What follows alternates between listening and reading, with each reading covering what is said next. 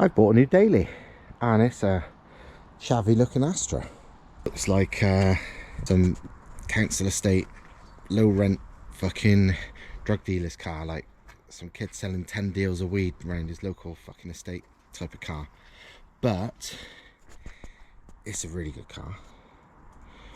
It's, might not look it because there's no badges or anything, but it's 2 litre turbo.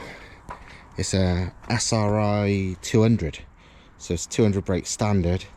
It's been modified a bit, exactly what I don't know. It's got an exhaust, which I don't mind the exhaust. I maybe are quieting it down. I hate the tailpipe just because it's custom chrome racing, which just sounds low rent as fuck anyway, and the exhaust is dog shit. It's one of those like custom power flow type things. I don't know if it's 2.5 or 3 inch. I know most of the aftermarket off the shelf ones for these are 2.5, but whatever it is, it's like really badly made. It's okay, I'll leave it, but it's shite. I don't know if it's a full system because I don't know bugger all about these cars, so I can't tell. I think it's probably a full system turbo back. It looks like it's got, it's straight through at the back. There's no back box. There's a middle box, I think, and there's a sports cat, and I think originally there's another cat in the downpipe, and I don't think there is one now. So it's probably a full turbo back.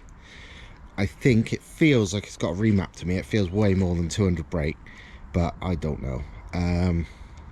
But yeah, it's actually, once I can de-chavify it, a really good car. It's got low miles. It's only done about 3,000 miles since the last MOT, because the person I bought it off, I know him, and I've driven this car maybe 500-600 miles before, well, probably more than that, you know, before I bought it. So I knew it was a good car, which is why I wanted it. Otherwise I wouldn't have bought it, because it's not my kind of car, and it was cheap. So, well, cheap for what it is. But I'm not into tints, but they're not blacked out. It's only the rear side ones. I don't like wind deflectors either, so I might just rip them off, because every time I see a car it looks fairly standard with tints and wind deflectors, it's like, that's just your sort of someone that don't really know how to modify cars just decided to modify a car, and that's the only things they can think of. All else I'd need is some of those dog shit 3D, 4D, whatever number plates you see people fit. That would just, down to a T, or maybe one of those god-awful chameleon tint windscreen fucking things. Absolute AIDS, but luckily this hasn't got that. It's got wheel spacers, which I actually don't mind if it makes the wheels sit really nice. I presume these are standard wheels, they're 18s. I don't know if they're VXR wheels or whatever. Wing mirror cover's missing, but there's new ones in the glove box, so that's no big deal. But it's tidy, it drives great, 6-speed manual. It's got, which is nice,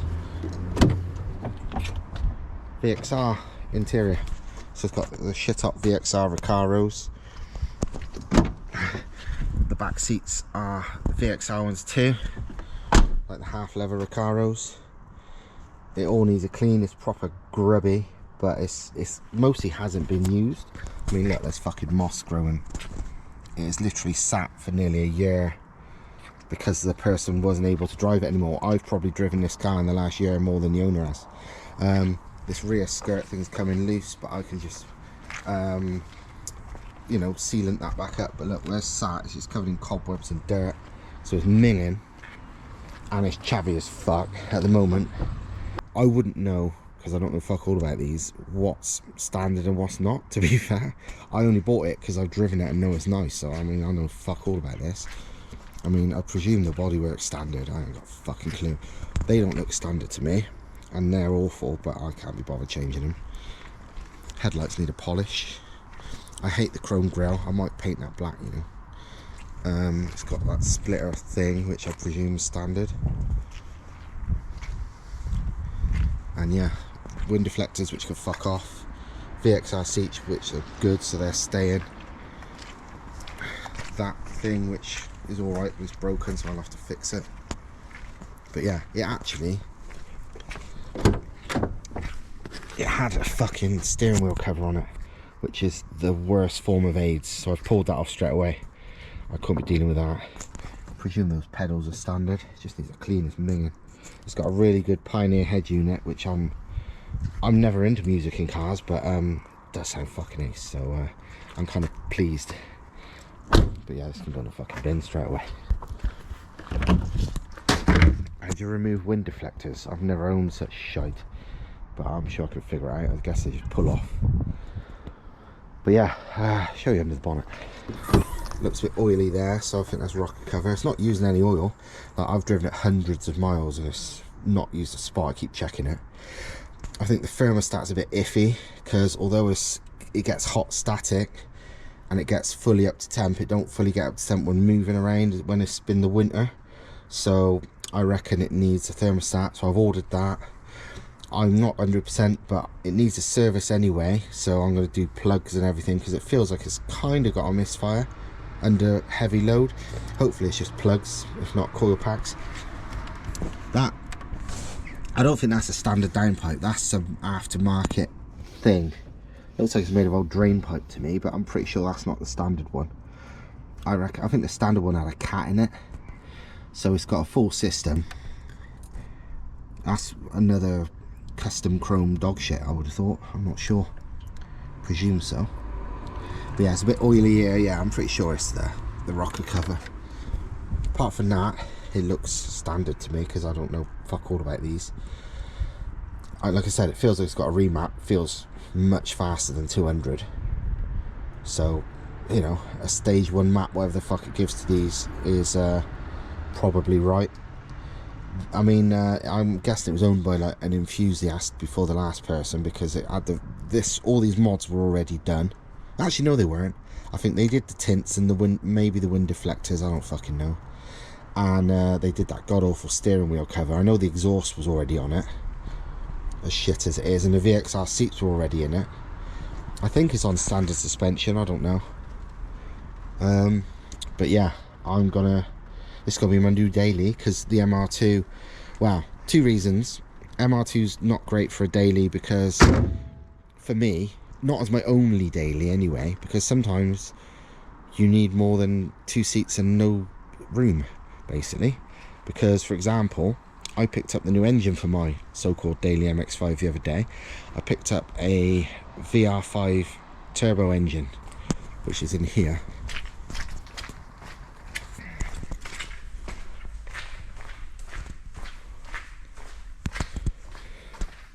A bright pink VR5 engine, which has got lower compression down to 9:1, and it's got ARP rod bolts and ARP head bolts, which is basically all you need for one of these to take it to like 500, 600 brake pretty reliably.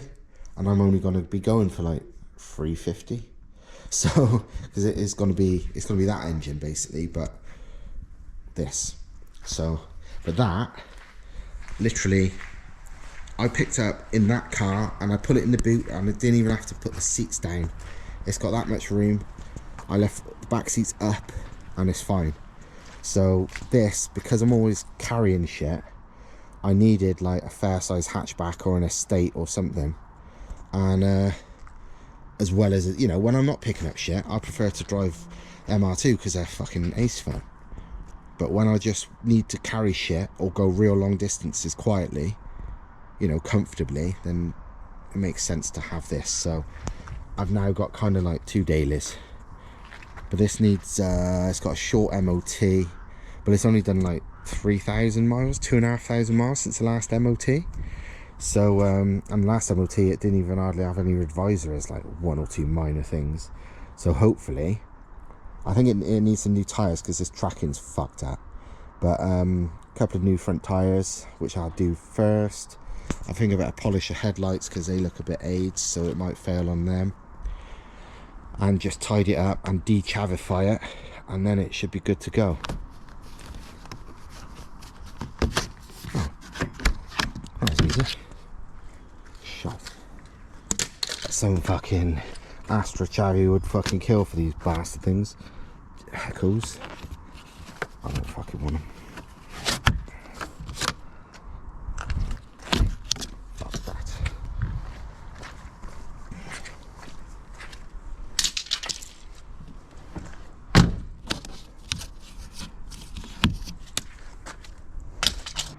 Not much better, but it it makes it less obvious it's modified, which is what I prefer, because I don't want to be like, oh, look at me and my modified Astra. I don't want to fucking...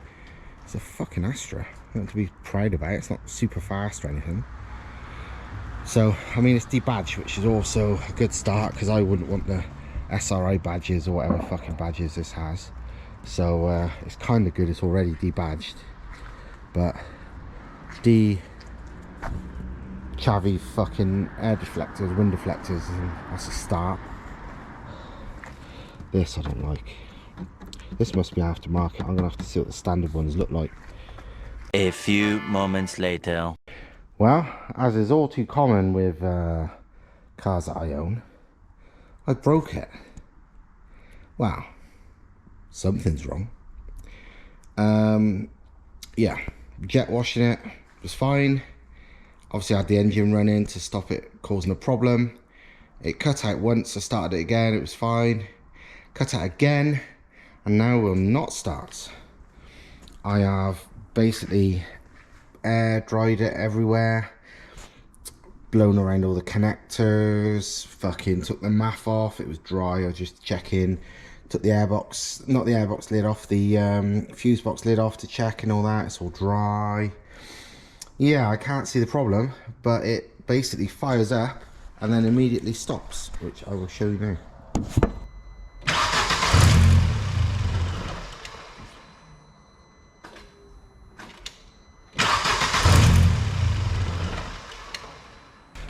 So yeah, that's a bit shit. Since I'm at the workshop, what am I gonna do? Spend the night here? Much later. It runs. After many hours of fucking about, it runs. And you know what? After all that fucking about, I don't actually know what the problem was. It was almost certainly water had got in somewhere, but everything I did, I tried to start it again after I did that thing, and nothing fixed it. Basically, I did the coils, I blew out the plug holes, I did the map sensor about 5 times, I did the map sensor plug, I did the fuse box, I unplugged the ECU and did all the ECU plugs, I did whatever the hell that plug is there, I messed about with the crank sensor down there, I messed about with the crank sensor plug, which is there, all sorts. Did it out, hours. Kind of out of options. Fair play to them. The Z20 Let group on Facebook I joined about, I don't know, a few days ago, a week ago. I posted on there asking, and they gave me 1,000,001 things to try, and I did try them all, and while it didn't, well, none of them I can tell instantly fixed it, it was useful, so fucking fair play to them. And now after doing all this, I've learned a lot about how this engine bay is laid out and works. It's actually not too bad to work on. I was quite surprised. It's pretty good. The ECU is bolted to the inlet manifold, which is the weirdest shit I've seen in a long time. But it's alright. It's functional. But everything else is actually quite easy to get to and work on, so quite happy with that. But I don't dare turn it off now because yeah, it might be shit. I ain't gonna take the risk, I want to go home. In other news, the grille is now satin black. Finish is okay.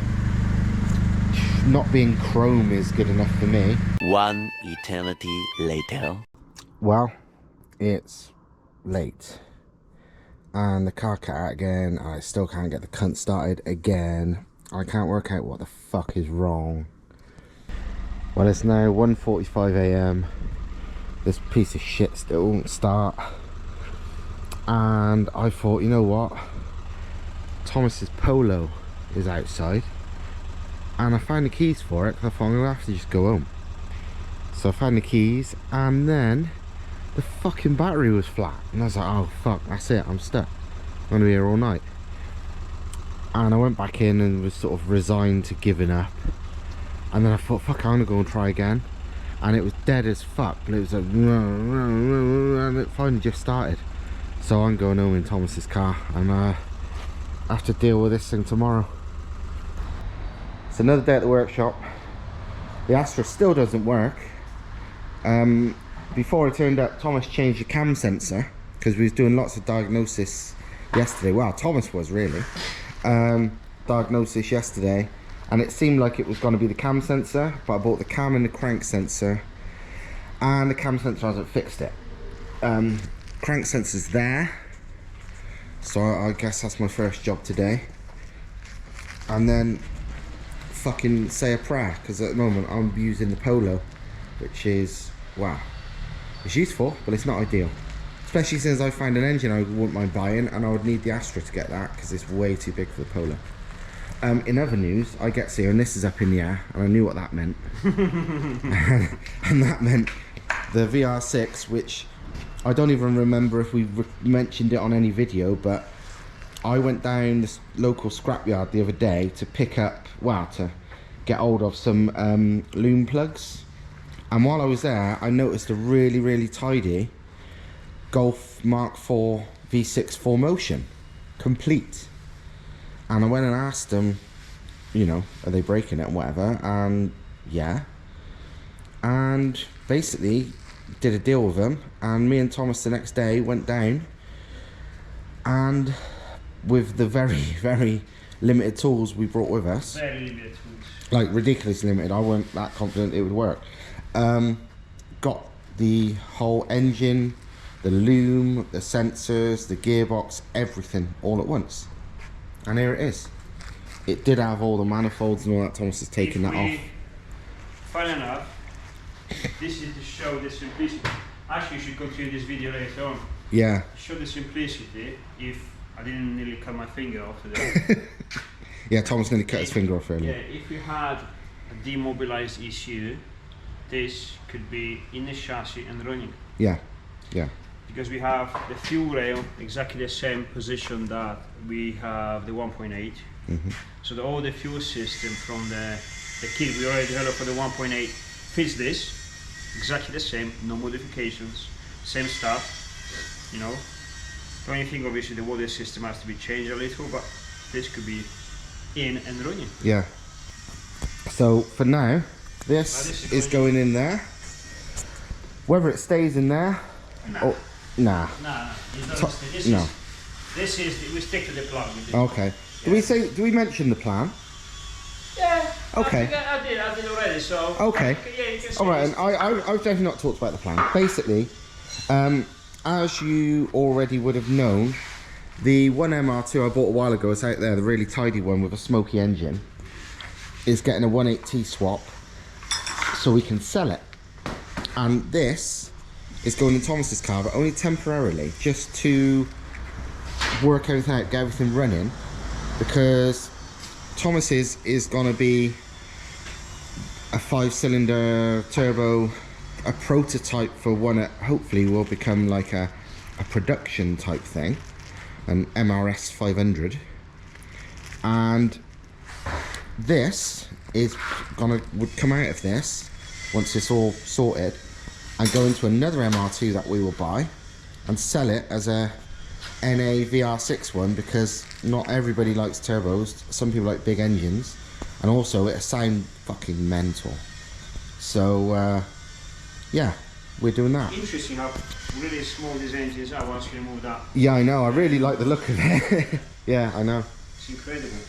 I know. Thinking about that is a 6-cylinder. Yeah, that is insane. Yeah. It's not, you know, I mean, this is 4-cylinder size. This is like, it's a bit wider, but not by much. But that is, you know, like a 1ZZ or 2ZZ is. It's 30 mil longer. Was it 30 mil? No, this is, remember, if you measure obviously the block on the block side, yeah, because this is obviously this is how they do it, because you overlap on the gearbox side the timing. But if you take the engine itself, which is here, this is slightly shorter than the 4-cylinder. Yeah, yeah, you're right, yeah. That is slightly longer than a 4-cylinder. That's it. This is a very slightly longer, that's very slightly shorter. Yeah. So it shows how small they are. I mean, you can see. You've basically got, you know, 2 JZ capacity, but with barely more than a inline 4. Actually, you know what? I don't remember, so let's do it. I want to see it. So there, 34. Oh, So what is the difference? 10 mil wider than 1.8 when you go. Well, there you go then. Yeah, a 180 block, which is, you know. This one, Oh, go on. again from the gearbox. Yeah. It's from here, 39. Oh, without the pulley. Yeah. That's, yeah. So it's shorter. So yeah, That's that's only 10 mil. yeah. Longer. A VR5 is noticeably shorter than a 4-cylinder, and that is only 10 mil more than a 4-cylinder. Again, this gives it away because obviously Yeah. it's the VVT system on the. Yeah, but as it hangs over the gearbox, like you say, it's irrelevant. So it's a shame we haven't got a 1ZZ here. Well, we have, but we'll have to bother measuring it. But I'm pretty sure a 1ZZ is. Did I hear K20? Yeah, it did sound like a K20. There was a genuinely right. There was a Mercedes next door, Mercedes diesel going in for an MOT, and the number plate was K20 sucks. Basically, it was SU, but it wasn't X. It was like something like that. But yeah, it was basically spelled K20 sucks. I thought that's a fucking cool plate. But I don't think K20 sucks, so I wouldn't be such a bitch. I just don't think they're worth it. But yeah, these are they're really good. I'm not bitching about K20s. No, they're great. It's just bitching about people claiming the best engines in the world. Yeah, not one of the best engines. They are great, but they're not that particular value for money. And yeah. Anyway, well, especially for converting into one of these. That's the thing. It's not about good or bad or whatever. If you was doing a Honda, fuck yeah, you'd do K20 because it's easier. But for this, it's a no-brainer. It's Volkswagen stuff all the way. Awesome. But I've heard some people say they're not reliable. No, not at all. They would take 1ZZ or 2ZZ over the Volkswagen crappy stuff every day, all day long. Yeah. Right. Yeah. And there's me with 500 plus on pump fuel on standard pistons and it not giving a shit. If you treat 1ZZ as a consumable. Yeah. Yeah. The thing is, it's not like this is even like a super carefully built up engine that I did or anything. I found this in a fallen down fucking lock-up garage. It had sat there for 7 years. It was rusty as fuck, the actual engine. It was terrible. Covered in spiders and shit. But it's fine. So, yeah, good luck with you're pulling a 1ZZ out of with no head on it for 7 years, sitting in a garage. But yeah, these are, what can you say? Well, this one, work. To you something, I'm not even gonna touch the wiring loop. No. I'm gonna leave it as it is, just for the sake. Yeah. For now. Prove a point. Get adapted because we switch it to the new system now soon. Yeah. This is a perfect example because we got this from the scrapyard. Yeah. As anyone would, or buy one, self one. Anyways, so I just entangle this because I put it there to make it easy to clean the chassis. Because usually you would remove the wiring loop from the engine just for the sake to make it tidier. Yeah. I'm just doing it because to prove the point. So this is your wiring loop. Obviously, these two plugs with the other one. So these two plugs obviously go to the ECU and they go inside the car and they actually fit in the same position on the original Toyota. The Toyota ECU. one, yeah, that sits perfectly. Yeah, they go there. It's weirdly the same length and Exactly. everything. It's crazy. Yeah, they match. So sorry for the mess. So now, also these plugs, you see, they go in exactly the same place. The length is correct, and there's another plug which is very important, this one here. Now these wires that we cut off, we don't need them. You can just unplug them. All you need is the engine side plugs in good place, in good condition. All the rest is not. Same with these plugs. We just cut them here because well, it was actually easier. Just to get them out, yeah. Yes. We didn't care. But again, these two plugs, this one and the other one, that goes to the ECU. Clearly it goes to the ECU. These are, so these plugs here are the communication with the body originally in a Volkswagen and Audis. Same as this one is a communication plug. This one goes to your throttle pedal, so obviously this is going to be an extension, which we do anyway, to the pedal. And these four, you plug them in an adapter plug, adapter wiring, whatever. Yeah, like a patch loom, whatever you want to call it. And this one here, the other side plugs into, with two plugs into the ECU, other two plugs into your body communication. The standard one. So the same way you unplug your your original 1ZZ wiring loom, the same way you plug this with obviously the adapter, plug it back in. Nothing else. Sorry, there's 2 small wires that you have to add on the A plug on the original ECU to the other ECU, because obviously that is connected to your body. We cannot do it. There's only 2 wires. Plug it. Yeah, literally anybody can do it. It takes zero skill for After that. that, everything works like standard, like it's been so far. Yeah. But we don't have to use. I don't have to get the standard wiring loom from your engine and your 1ZZ engine wiring loom sent to us. Make them hybrid, modify them. No, you can have everything standard. This connect to this side, connect to your body, and everything runs. I think the whole modification with the wiring takes, I guess the longest is the 2 wires that you have to put in on the ECU. Yeah, I think because the whole thing 10 minutes. yeah, I was going to say, I think it would take a lot longer just for you to mess about and clean and all that. If you just wanted to plug it in, yeah, 10 minutes. There are plugs on this stuff, because this is the thing on the Volkswagen stuff. And this is one of the things I think we have to explain. That some people saying, oh, my mate had a 1.8 Audi 20 valve turbo, a lot of problems. So with those engines, including these, the 1.8s and VR5s, 90% of cases when there are issues, they're not coming from the engine itself, but from the extra stuff they put on the engine, which is due to with emissions. When we're removing that stuff, everything clears out, because you're removing so much stuff, is unbelievable. Actually, on the 1.8, much more than these. Yeah, much more than this. But also you have some plugs, some wires that are not needed anymore. But the beauty is you can just, honestly, you don't even have to open the wiring loom from the insulation. You can just clearly chop them off, insulate them, and leave them on, because there's no power going through them anyway. So it's very easy to clean the wiring loom out. And then just lay it down like you did with yours, in the right correct order to go through the bulkhead, you know, with a couple of zip ties, and it's actually alright. Yeah, it's remarkable. It is, well, I definitely have mentioned it, so it'd be on this footage, this video, or the other video, because this could make 10 videos for all I know. But yeah, on this, it's remarkable how well it all fitted. And I remember saying in the footage, it's like it's made for it. Where the wires go is the right length and the right shape to go the other side of the bulkhead through the original hole where the original loom went.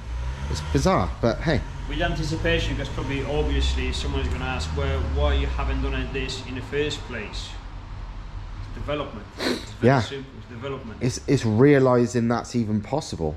Yeah. The same reason that we're 100% sure these K20 swaps, where they use all these crazy electrical gizmos to try and make the electrics work, we're pretty sure that's the same where they're doing it the complicated way, because that's all they know how. You know what I was gonna say. Yeah. I didn't want to say on the camera, because again, with the thing that people think, you know, are we against the K20? No.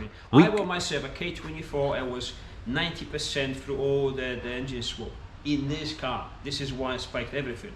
But the mechanical side of the swap, so the engine mounts and all the stuff, and the electric side of that fan, I didn't like it. I hated it.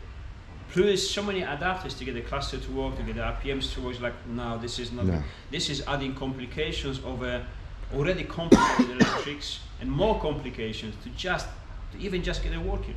And the ECU obviously is not great of an ECU and everything. So I'll tell you something, because this is supposed to be happening next year, and we already done it this year. We already have it working, because we got VR5 working on the, obviously with the experimental wiring, so we know that is sorted. So this kind of work, we can generally do the VR5 and VR6 conversions, period. So next year, we should get a K20.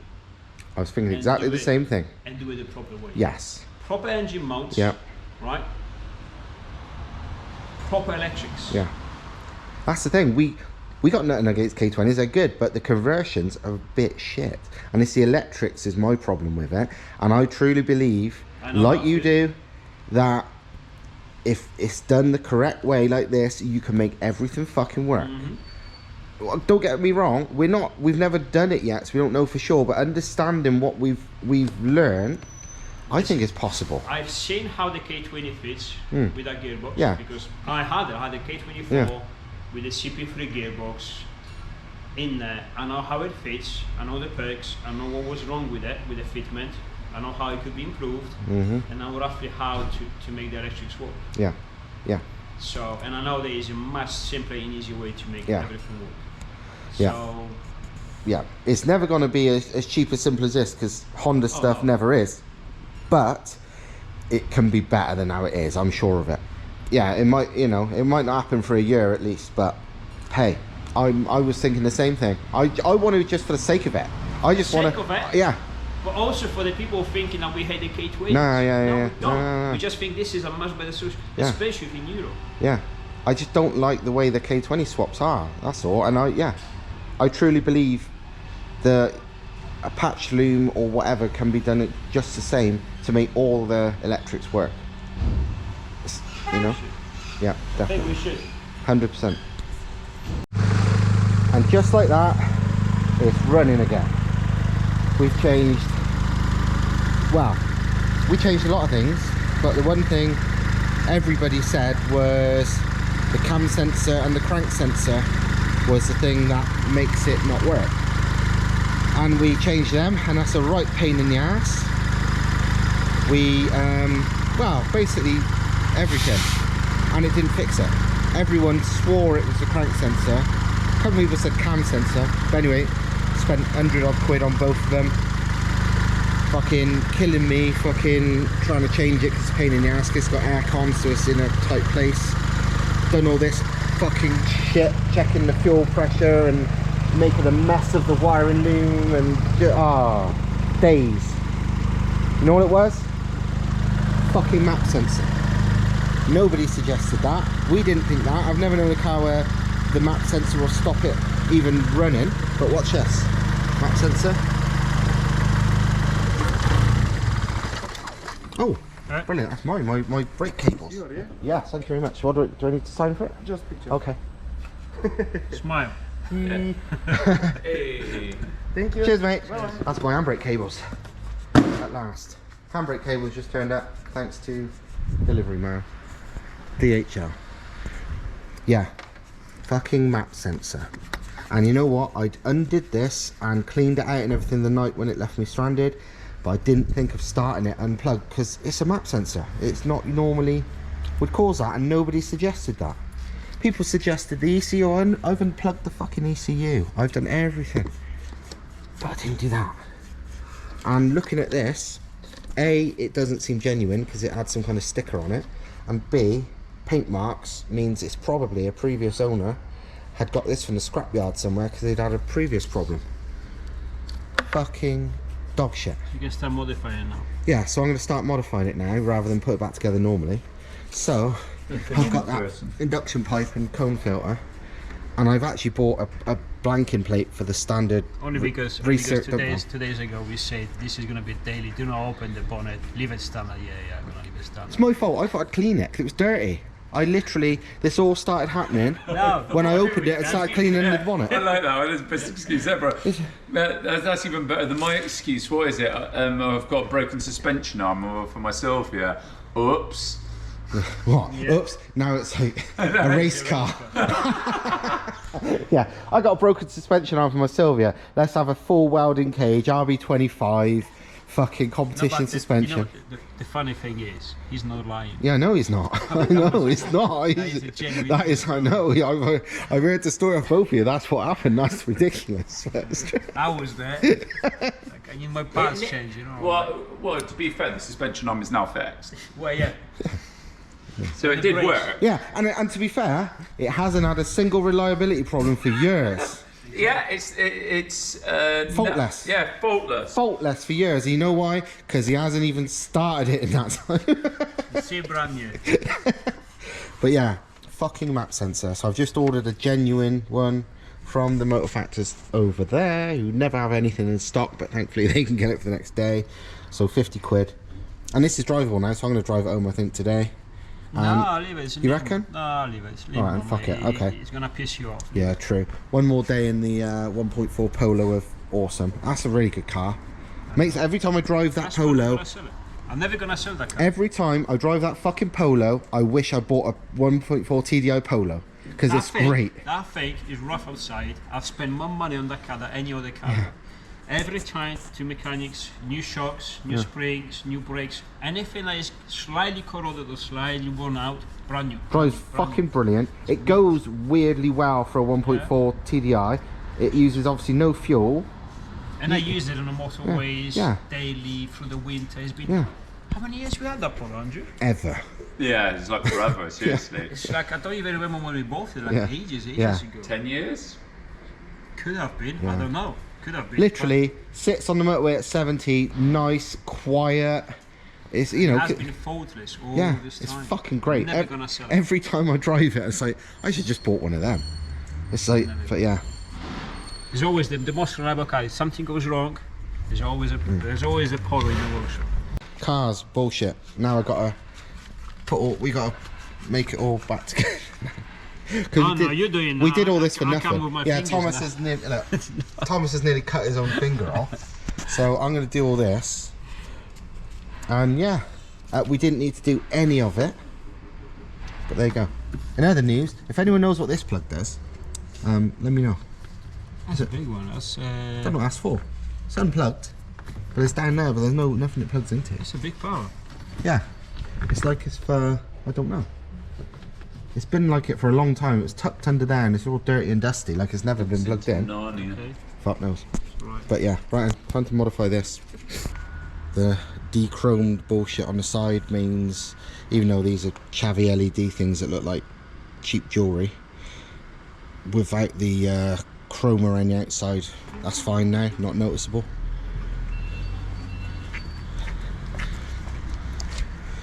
Same with the tailpipe, painted it black, and now it's fine. That's not exhaust fumes, by the way. That's me painting that black the other night. Yeah, that doesn't offend me anymore. And I've reattached the rear splitter thingy with some sealant. Still not like the chrome strip.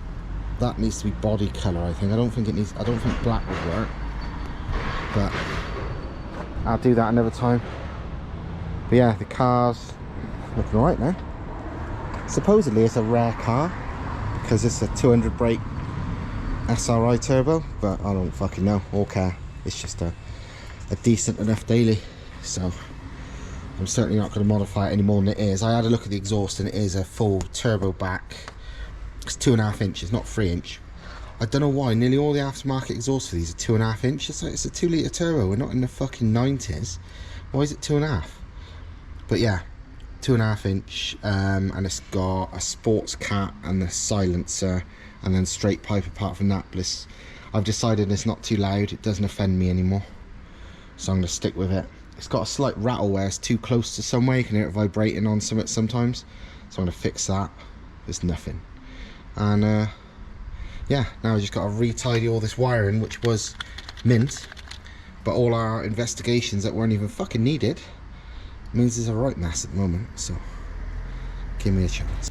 And there we are, all back together, cleaner than it's ever been, tidier than it's ever been, both wiring and just general layout, because I've deleted that crossover bullshit, so it's a lot cleaner because it just goes to there now.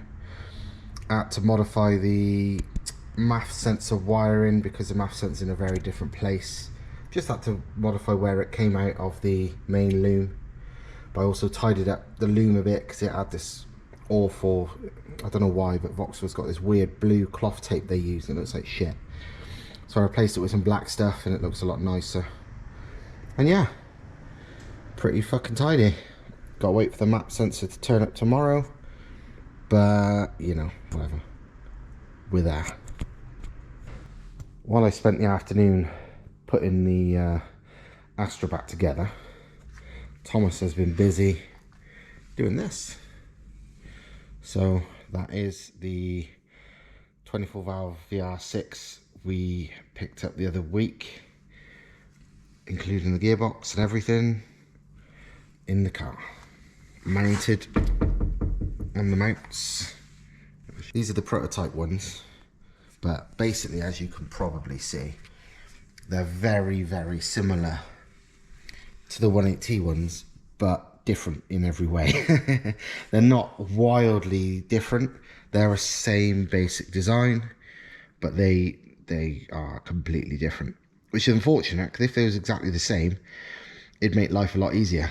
But as you can probably even see, engine position is quite a lot different to a 1.8T. But hey, it's in. And I tell you what, imagine how good. I'm a turbo person all day long, but VRs sound badass, like 5s and 6s. Imagine how good this is going to sound with, like, say, you know, 2 pipes just coming out, you know, here, like twin center exit or something. It sounds fucking savage at high revs especially. So yeah, good times. Well, it's the end of another day, and Thomas has basically completely fitted this VR6 ready to run, or literally plugged in everything. Obviously not a full exhaust yet, but it's got the lambdas. But all we need now is a deimmobilized ECU, and this should fire up. And this thing, my new daily, now works properly. Bosch map sensor, and yep, working right as rain. And the one that was on there, as well as not working, was definitely non-genuine, because it looks totally different to the Bosch one. I've also changed the oil in the filter.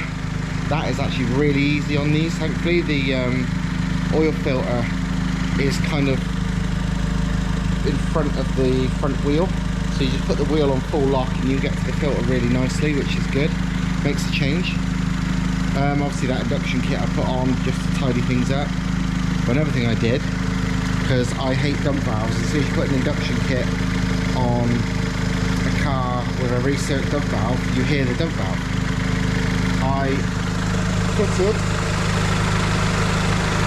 a blanking plate to the KO4. I think it's a KO4 on these, I can't remember, whatever. I fitted the blanking plate. I had to fit new lines from the new solenoid, just because I weren't going to put it in the same place as it was. That weren't too hard, but no joke, because it's got aircon. I'm sure if you didn't have aircon on one of these engines, you could do that blanking plate in about 2 minutes. That, because of the complete lack of room, mostly to 1 bolt, took hours and hours, because I was able to turn the bolt like about 1 millimeter at a time with a specially cut down Allen key. No socket would fit in there, nothing. I had to have a very cut down Allen key that could only move a tiny bit, and then it was real hard to, you know, put in the correct place afterwards to go again. No joke, doing that one thing would have took the same amount of time I could have installed a 1.8T into an MR2, and I'm not even fucking about. If I had all the parts to do a 1.8T swap on the floor just here, it would have took far less time than just to do that. That's not saying this is the hardest thing in the world, because, well, it's not. But it kind of made me realise, made me remember how easy we've got it with these 1.8T MR2 swaps, and why I've got no interest in fucking about with anything else, because they're just not very nice to work on in comparison. I mean, for God's sake, you know, it's like that is 3 bolts, and I didn't have to remove any other components to get to them, so it's not like that's what made it hard. It was just fiddly, and 3 bolts took as long as I genuinely could, you know, get, if obviously with a lift and all that, so I can put the engine on the lift, put the engine on a table and put it into place. But I could 100% get the engine in place, pull it on mounts, hook up the wiring loom, the exhaust, the intake, everything in way less time than just to do that recirculating fucking valve block off thing. And that's ridiculous. And the pure reason for that is because it's got aircon.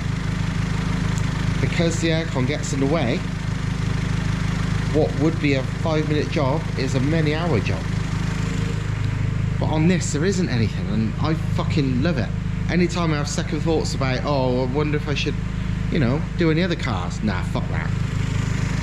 But yeah, this, I don't know if you're ever going to see, I'm sure you will see this on the channel in the future, but it ain't getting modified more than this. Wow, I tell you what, it will get modified more than this if it turns out it hasn't got a remap on it, because I don't know, I'm just guessing. And if maybe one day I either need a new exhaust, because this exhaust is shite, or I don't know, or the intercooler busts open or something, because it's only got plastic end caps, so maybe if the intercooler popped or something, I'd fit a proper one. But like I already said, I think the intercoolers I've spotted for these like front mounts are fucking terrible anyway, so I won't be interested in buying one of them. But yeah, all good. So hope you like this very long video about a car you've never seen and probably don't give a shit about. And back to MR2 for the next one.